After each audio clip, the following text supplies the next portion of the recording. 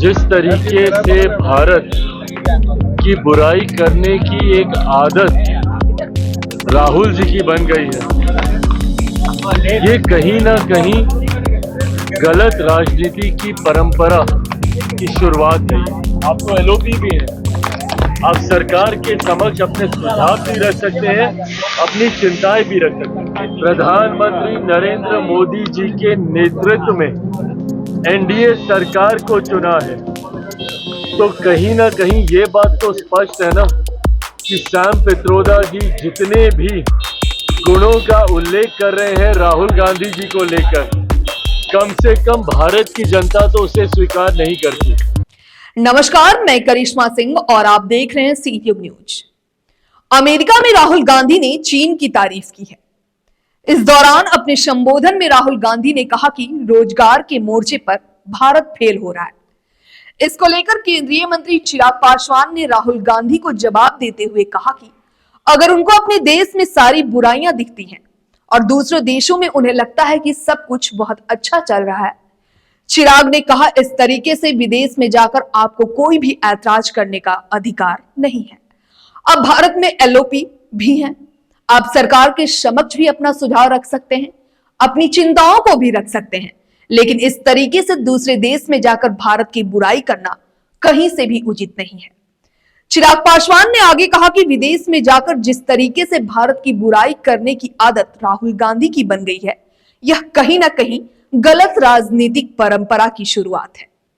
आपसी मतभेद जरूर हो सकता है, सत्ता पक्ष और विपक्ष में हमेशा से रहा है, लेकिन विदेशी मंच पर जाकर अपने राजनीतिक मतभेदों को अपने व्यक्तिगत राजनीति के लाभ के लिए इस तरीके से इस्तेमाल कर अपने ही देश की बुराई करना यह कहीं से भी उचित नहीं है।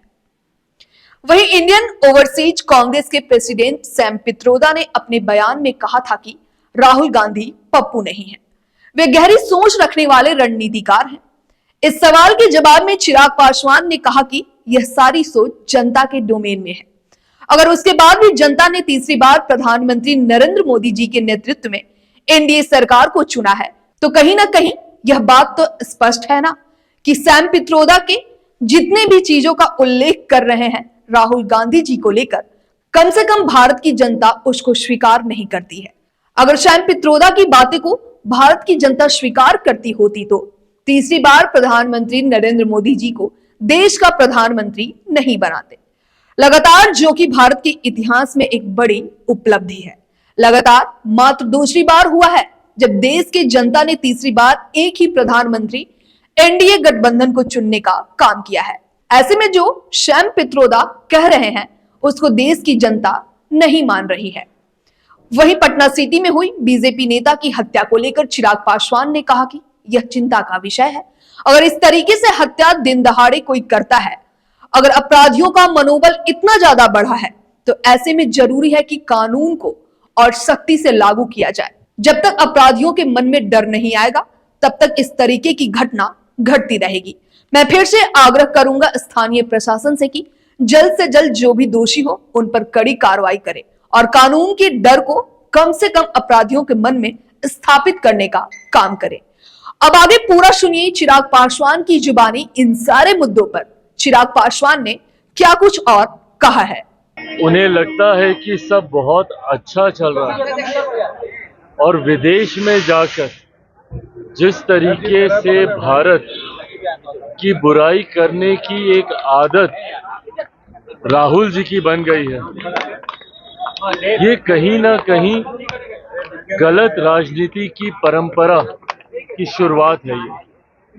ये आपसी मतभेद जरूर हो सकते हैं और सत्ता पक्ष विपक्ष में हमेशा से रहे, पर विदेशी मंच पर जाकर अपने राजनीतिक मतभेदों को अपने व्यक्तिगत राजनीतिक लाभ के लिए इस तरीके से इस्तेमाल कर अपने ही देश की बुराई करना, ये कहीं से उचित नहीं है।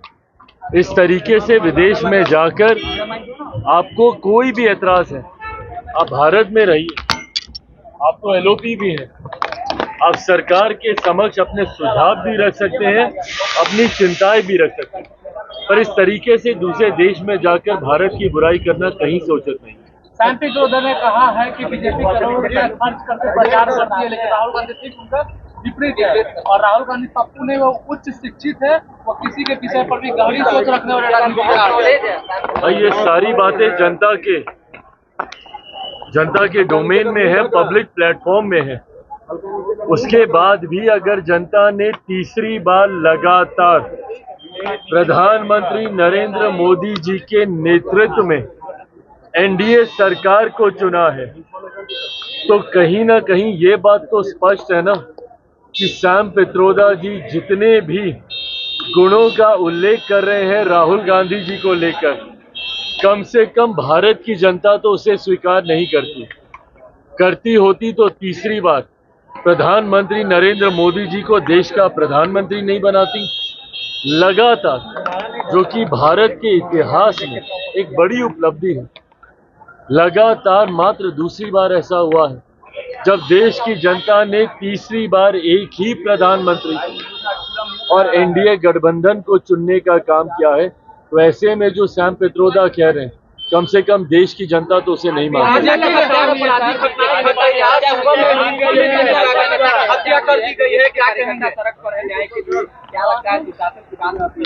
देखिए, ये सब चिंता का विषय तो है ही।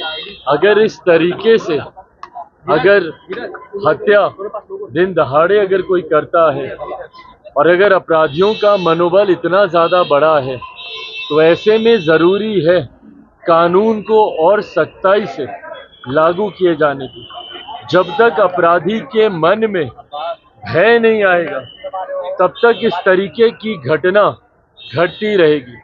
मैं पुनः आग्रह करूंगा स्थानीय प्रशासन से कि जल्द से जल्द जो भी दोषी हैं उस पर कड़ी कार्रवाई करें और कानून के डर को कम से कम अपराधियों के मन में स्थापित करने का